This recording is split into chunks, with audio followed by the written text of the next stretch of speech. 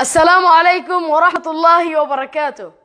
الإعلامي الإماراتي طارق المحياس يتهمني بالتطاول على سيده محمد بن زايد، ويطالب الرئيس الفلسطيني والحكومة الفلسطينية باعتقالي ومحاسبتي. شاهدوا الفيديو ثم نعود للتعليق عليه. قلت يا طارق خذ لك لفة في اليوتيوب وشوف هذا بلال عبد العال اللي كل حد يبغيني أتكلم عنه. شفته وليتني ما شفته. أول شيء أنا بسميه بلبول. هاي بلبول، كيفك عمو؟ تمام؟ بسميه بلبول لنعال. لكن لما أنت تفلت على كل حكام العرب والمسلمين أجلهم الله ألف مرة، هل بس سؤال من ضمنهم رئيسك الفلسطيني ولا مش من ضمنهم؟ وإذا كان من ضمنهم، هل فخامة الرئيس الفلسطيني عاجبه بلبول النعال ولا مش عاجبه؟ نتمنى أن يكون في توضيح على هذا الموضوع.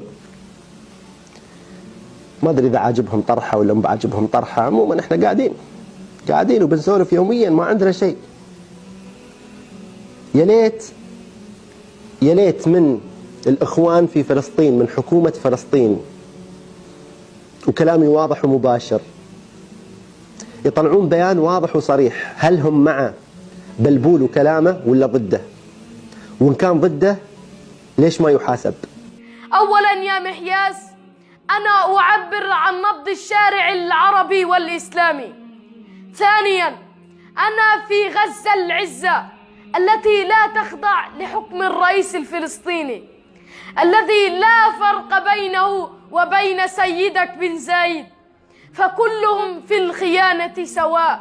ولعلمك محمود عباس لم يدخل غزة منذ 14 عام تقريبا، يعني منذ ولادتي يا فالح، وحكومة غزة ليست تحت إمرته. أنا هنا في غزة يا محياس، أقول ما أشاء ومتى أشاء، ولا يستطيع أحد أن يمسسني بسوء مهما فعلت، وخصوصا حين يتعلق الأمر بأمتي وقضيتي. فأنا شبل في حديقة أسود تربى على الحرية ليدوس بأقدامه كل الفئران والعبيد، ليدوس بأقدامه كل الفئران والعبيد.